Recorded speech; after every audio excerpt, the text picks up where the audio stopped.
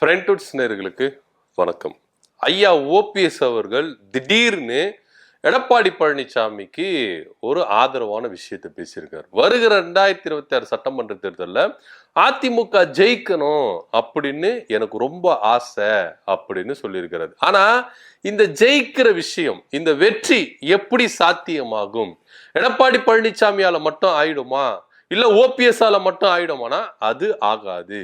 சிதறி கிடக்கிற, பிரிந்து கிடக்கிற அதிமுகவுடைய பெருந்தலைகள், அதிமுகவுடைய தொண்டர்கள் எல்லாருமே மேல்மட்டத்திலிருந்து கீழ்மட்டம் வரைக்கும் எல்லாருமே ஒன்றிணைந்தால் வருகிற சட்டமன்ற தேர்தலில் அதிமுக பெரும்பான்மையா ஆட்சி அமைக்கும் அப்படின்னு ஒரு விஷயத்த சொல்லியிருக்கிறாரு.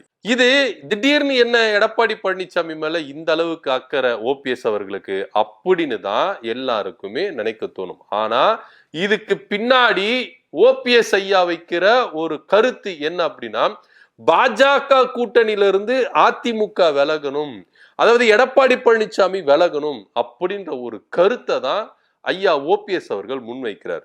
இப்போ அவர் ஓப்பனா சொல்லிட்டாரு, தொடர்ந்து சொல்லிக்கிட்டு வர்றாரு, எனக்கு பெரிய ஆசைலாம் ஒண்ணுமே கிடையாது. ஜெயலலிதா அவர்கள் ஒரு உச்சபட்ச தலைவர் அடைய வேண்டிய லக்கு என்ன அப்படின்றத எனக்கு சொல்லி கொடுத்திருக்காங்க. சோ ஜெயலலிதா அவர்கள் இருக்கும் பொழுதே நான் முதலமைச்சரா இருந்திருக்கேன், நான் அடையக்கூடாத பதவிகளை நான் அடைஞ்சிருக்கேன், அம்மாவே எனக்கு கொடுத்திருக்கிறாங்க அப்படின்ற ஒரு விஷயத்தை அவர் கருத்துல முன்வைக்கிறார்.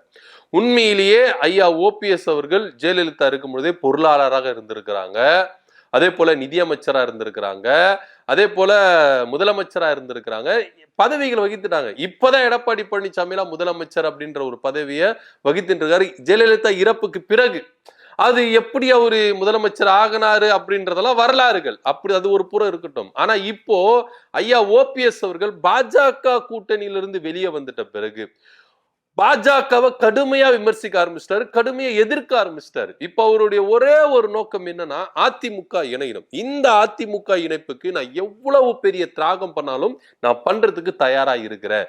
எனக்கு பெரிய ஆசைலாம் ஒண்ணும் இல்லை. அதிமுக ஒன்றிணைந்து ஜெயலலிதா தான் இந்த கட்சியின் பொதுச் செயலாளர், தமிழ்நாட்டுடைய ஆட்சி ஜெயலலிதாவுடைய ஆட்சி அப்படின்னு எல்லாரும் சொல்லணும். அதுதான் எனக்கு இருக்கிற பெரிய ஆசையே. இதுக்காக நான் எந்த தியாகத்தை வேணாலும் பண்றேன் அப்படின்னு ஐயா ஓபிஎஸ் அவர்கள் சொல்றாரு. உண்மையிலேயே இதை இபிஎஸ் அவர்கள் ஏற்றுக்கொண்டு இப்பவும் தன்னுடைய ஈகோவை விட்டுட்டு இல்ல அதிமுக ஒன்று, ஏன்னா எல்லாருக்குமே வெளியே வந்துட்ட பிறகுதான், வெளியில இருந்து பார்க்கும் போதுதான் தெரியுது அதிமுக எந்த அளவுக்கு பாஜக பிடியில சிக்கி கொண்டிருக்கு. இதே ஓபிஎஸ் அவர்கள் பாஜக கூட்டணியில இருக்கும் போது பெருசா தெரியல, தெரிஞ்சது, ஆனா பட் இருந்தாலும் அதை வெளிக்காட்டிக்கல. இப்போ பாஜக கூட்டணியில இருந்து வெளியே நின்று பாக்குறாரு அதிமுக எந்த ஸ்டேஜ்ல இருக்கு, எந்த நிலைமையில இருக்கு அப்படின்னு பார்க்கும்பொழுதுதான் தெரியுது பாஜக எப்படி அதிமுகவை விழுங்கிட்டு இருக்கு அப்படின்னு. சோ இதனாலதான் ஒரு உணர்ந்து என்ன பண்றாரு, நான் தேசிய ஜனநாயக கூட்டணிக்கு ஆதரவா நான் பேசல, அதிமுகவுக்காக தான் நான் பேசுறேன். இப்பவும் பாஜக கூட்டணியிலிருந்து அதிமுக விலகிருச்சுன்னா, எடப்பாடி பழனிசாமி விலகிட்டா நான் நிபந்தனையற்ற ஒரு ஆதரவை நான் அவருக்கு கொடுக்குறேன். ஒருவேளை நான் கொடுத்தா பின்னாடி சசிகலா அவர்கள் கொடுப்பாங்க, டிடிவி தினகரன் கொடுப்பாரு. சோ பிரிந்து கிடக்கிற அதிமுக எல்லாம் ஒன்றிணைந்து தேர்தலில் நின்று களம் கண்டால் நிச்சயமா வெற்றி பெறும். இப்போ பாஜக அதிமுக கூட்டணிக்குள்ள கொஞ்சம் உரசல் ஏற்பட்டிருக்கு. என்னன்னா, முதலமைச்சரை யாரை தேர்ந்தெடுப்போம்? இப்போ எடப்பாடி பழனிசாமி தான் முதலமைச்சர் அப்படின்னு சொல்லிக்கிட்டு வந்த பாஜக இன்னைக்கு நாங்க முதலமைச்சரா அதிமுக இருந்து ஒருத்தரை தேர்ந்தெடுப்போம் அப்படின்னு அமித்ஷா அவர்கள் சொல்றாரு. நயினார் நாகேந்திரன் என்ன சொல்றாரு, ஜெயிச்சிட்ட பிறகு நாங்க யாரு முதலமைச்சர் அப்படின்றத நாங்க கைய காட்டுறோம் அப்படின்னு சொல்றாரு. சோ இப்படியா இருக்கும் பொழுது இங்க ஒரு அசாதாரணமான ஒரு சூழ்நிலை இருக்கு இந்த தேசிய ஜனநாயக கூட்டணியில. தமிழ்நாட்டை பொறுத்த வரைக்கும் இன்னும் யாரு முதலமைச்சர், இப்போ தேர்தல் இருக்கும்போது முதலமைச்சர் வேட்பாளர் யாரு அப்படின்றது கூட ஒரு போட்டி வரும் போல இருக்கு. அந்த நிலைமையில தான் இப்ப இந்த கூட்டணி விவகாரம் போயிட்டு இருக்கு. இதன் மத்தியில எடப்பாடி பழனிசாமி சொன்னாரு, இது பெரும் கூட்டணியா நாங்க மாற்றி காட்டுவோம், பெரிய பெரிய கட்சிகள்லாம் இதுக்குள்ள வருது, நாங்க பலசாலியான கூட்டணியா இருப்போம், மெகா கூட்டணியா இருக்கும் அப்படின்னு. ஆனா அதற்கான அறிகுறி கொஞ்சம் கூட இங்க காணப்படவே இல்லை. கண்ணு கட்டின தூரம் கூட இல்லைங்க. அதிமுக பாஜக கூட்டணி மெகா கூட்டணி அப்படின்றது நம்புறதுக்கு கண்ணு கட்டின தூரம் கூட ஒரு சாத்தியமான கூறுகள் இல்லவே இல்லை.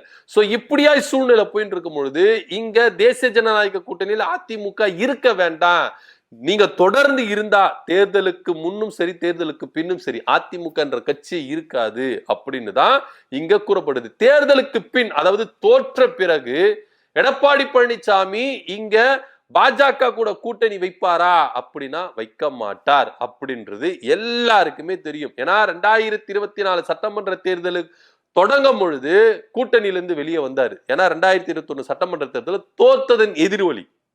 சோ இப்போ தேசிய ஜனநாயக கூட்டணியில அங்கம் வகிக்க கூடாது அப்படின்னு இந்த கூட்டணியில வெளியே வந்தாரு 2024 நாடாளுமன்ற தேர்தலில். இப்போ 2026 சட்டமன்ற தேர்தல் திரும்ப கூட்டணி வைக்கிறார். இப்போ இந்த தேர்தலே தோத்துட்டா கண்டிப்பா அவர் வெளியே வருவார். ஆனா வெளியே வரும் பட்சத்துல எடப்பாடி பழனிசாமி மட்டும் சிங்களா வெளியே வருவார் கண்டி ஒட்டுமொத்த அதிமுக வராது. அதுக்கான வேலைகளை இங்க எஸ்பி வேலுமணி செங்கோட்டையனை வைத்துக் கொண்டு பாஜக சூப்பரா காய நகர்த்துறாங்க. இதுதான் நிதர்சனமான உண்மையா இருக்கு. எடப்பாடி பழனிசாமி தனி ஒரு மனிதனா அதிமுக இருந்து ரிசைன் பண்ணிட்டு வெளியே வரணுமே கண்டி ஒட்டுமொத்த அதிமுகவும் அவர் பின்னாடி வராது.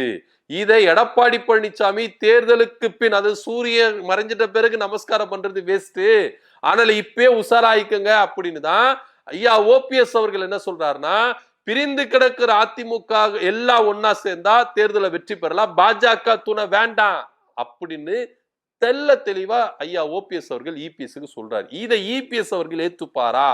ஏன்னா அதிமுக இருக்கிற நிறைய பேர் என்ன சொல்லிக்கிட்டு வராங்க, பாஜக கூட்டணி வேண்டாம், பாஜக கூட்டணி வேண்டாம். நம்ம பங்காளிங்க சார், அதிமுக இருக்கிற டிடிவி தினகரனோ ஓபிஎஸ்ஓ சசிகலாவோ இன்னும் பலர், கேசி பழனிசாமி புகழேந்தி இன்னும் பலர் எல்லாருமே பங்காளிகள், அங்கம் பங்காளிகள், ஒண்ணு சேர்ந்துடலாம் வாங்க அப்படின்னு எல்லாரும் கை கோக்குறதுக்கு ரெடியா இருக்கிறாங்க. ஆனா எடப்பாடி பழனிசாமி மட்டும்தான் இது வேண்டாம், இந்த இணைப்பு வேண்டாம் அப்படின்னு அதிமுகவை வெற்றியின் பாதைக்கு கொண்டு போறதுக்கும், அதிமுகவை வளர்ச்சியின் பாதைக்கு கொண்டு போறதுக்கும், அதிமுகவை ஆட்சி கட்டில் உட்கார வைக்கிறதுக்கும் தடையா இருக்கிற ஒரே ஒருத்தர் அது இபிஎஸ் மட்டும்தான் அப்படின்னு நான் சொல்லல. அதிமுக இருக்கிற எடப்பாடி பழனிசாமி டீமில் இருக்கிற நிறைய நிர்வாகிகள், சீனியர்கள், முன்னாள் அமைச்சர்கள், மூத்த தலைவர்கள், தொண்டர்கள் முதற்கொண்டு எல்லாரும் கருத்துக்கள் சொல்லிக்கிட்டு வராங்க. ரகசியம் ஓப்பனாவே சொல்றாங்க சார், ரகசியமா சொல்றதுல ஓப்பனாவே சொல்றாங்க. எடப்பாடி பழனிசாமி தனி ஒரு மனிதனுக்காக இந்த அதிமுக கட்சியை சீரழித்து கொண்டிருக்கிறார் அப்படின்னு எல்லாருமே சொல்றாங்க. டிடிவி தினகரன் சொல்றாரு, புகழேந்தி சொல்றாரு, ஐயா ஓபிஎஸ் அவர்கள் எல்லாருமே சொல்றாங்க. ஆனா எடப்பாடி பழனிசாமி மட்டும்தான் இன்னும் 2026 சட்டமன்ற தேர்தலில் நாங்க ஜெயிச்சிருவோம் அப்படின்னு சொல்றாங்க. எதன் அடிப்படையில பேசுறாங்க அப்படின்னு நம்மளுக்கு தெரியவில்லை. இப்போ அரசியல்ல காட்சிகள் ஒன்றொன்று மாறிக்கிட்டு வருது. ஒரு புறம் திமுக ஸ்ட்ராங்கான கூட்டணியில் இருக்கு, வாக்கு வங்கி அதிகரித்து கொண்டே இருக்கிறது. இந்த பக்கம் தமிழக வெற்றி கழகம் அப்படின்னு ஒன்று ஆரம்பிச்சு அவர் கிரௌடுகளுக்கு சேர்த்து அதிமுக வாக்கு என்ன பண்ணிருக்காரு, குறி வச்சிருக்கிறாரு. சோ பாஜகவும் தமிழக வெற்றி கழகமும் ஒட்டுமொத்தமா அதிமுக வாக்கு தான் பண்ணிருக்காங்க, குறி வச்சிருக்கிறாங்க. சோ இதுல இருந்தே தெரியுது அதிமுக ஜெயிச்சிருமா தோத்துருமா அப்படின்னு பிரகாசமா இப்பவே தெரியுது. இங்க திமுக கூட்டணி தான் வெற்றி வாய்ப்புகள் அதிகமா இருக்குது அப்படின்றது பிரகாசமா நல்லாவே தெரியுது. தெரிந்தும் கூட எடப்பாடி பழனிசாமி, அதாவது அந்த சீட்டு பிரிக்கிறாங்கல்ல, அதுக்கு முன்னாடி இந்த அக்ரிமெண்ட் எல்லாம் போறது முன்னாடி இப்பவே தன்னுடைய கூட்டணியை விட்டு வெளியே வந்துட்டார்னா, எடப்பாடி பழனிசாமி வந்துட்டார்னா அதிமுகவையும் காப்பாத்திரலாம், எடப்பாடி பழனிசாமியும் காப்பாத்திரலாம். இதுதான் நிதர்சனமான உண்மை.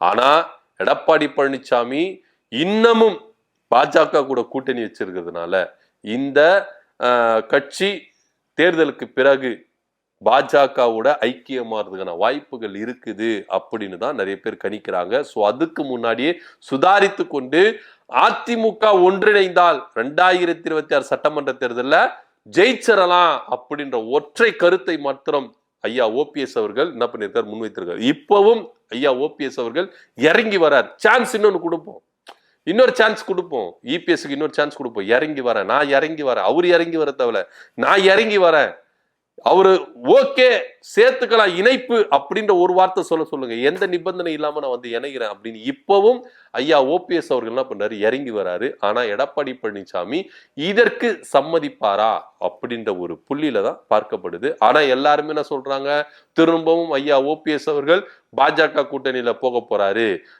எல்லாமே இது தலைகீழ மாறப்போகுது. அப்படியெல்லாம் இல்ல. ஐயா ஓபிஎஸ் அவர்கள் தெல்ல தெளிவா இருக்கிறார், திரும்பவும் பாஜக கூட்டணிக்குள்ள போகக்கூடாது. போனா எப்படி நம்ம சீரழிஞ்சிருவோம் அப்படின்னு அவருக்கு நல்லாவே தெரியும். அதனால அந்த பாஜக கூட்டணிக்கு போகாம பாஜக கூட்டணியிலிருந்து அதிமுகவை விலகிட்டு இங்க தமிழக வெற்றி கழகம் அதிமுக ஓபிஎஸ் கூட்டணி வைக்கிறதுக்கும் வாய்ப்புகள் அதிகமா இருக்குது அப்படின்னு அரசியல் விமர்சகர்கள் கருதுறாங்க. ஏன்னா எப்படி வேணாலும் மாறலாம் சார். ஏன்னா இப்போ தமிழக வெற்றி கழகம் அதிமுக ஓட்ட குறி வச்சிருக்கு, எல்லாருக்கும் நல்லாவே தெரியுது. அதனாலதான் எம்ஜிஆர் அண்ணாவை புகழ்ந்து பேசுறாங்க, கேப்டன் விஜயகாந்தையும் புகழ்ந்து பேசுறாங்க. சோ திராவிட கட்சிகள், அதாவது தேமுதிக அதிமுக, இந்த இரண்டு கட்சிகளுடைய வாக்குகளை தாம் பக்கம் இழுக்கணும் அப்படின்னு தான் தமிழக வெற்றி கழகத்தின் தலைவர் விஜய் அவர்கள் மாநாட்டுல தலைவர்களை என்ன பண்ணாரு, புகழ்ந்து பேசியிருக்காரு. சோ இதன் அடிப்படையில தான் எதுக்குப்பா நம்ம சம்பாரிச்சு வச்சத மத்தவங்க வந்து சாப்பிடணும், நம்மளே சாப்பிடலாம் அப்படின்னு தான் ஐயா ஓபிஎஸ் அவர்கள் இபிஎஸ்க்கு என்ன பண்ணியிருக்காரு, இந்த நிபந்தனையை சொல்லியிருக்கிறாரு, இந்த அழைப்பு விடுத்திருக்கிறார். இதற்கு எடப்பாடி பழனிசாமி என்ன பதில் சொல்ல போகிறார் அப்படின்ற பொறுத்திருந்து பார்க்கலாம். சோ அதிமுக என்ற ஒற்றை கட்சி மட்டும்தான் இங்க தமிழ்நாட்டுல ஆட்சி செய்யணும். அதற்கு பிரிந்து கிடக்கிற அதிமுக எல்லாரும் ஒன்றிணைந்தால் 2026 சட்டமன்ற தேர்தலில் ஜெயிச்சு ஆட்சியை பிடிச்சிடலாம் அப்படின்னு எடப்பாடி பழனிசாமிக்கு ஐயா ஓபிஎஸ் அவர்கள் அழைப்பு விடுத்திருக்கிறார். இபிஎஸ் இந்த அழைப்பை ஏற்றுக்கொள்வாரா மாட்டாரா, இதை பத்தி உங்க கருத்து என்ன அப்படின்ற கீழே கமெண்ட் பண்ணுங்க. நன்றி, வணக்கம்.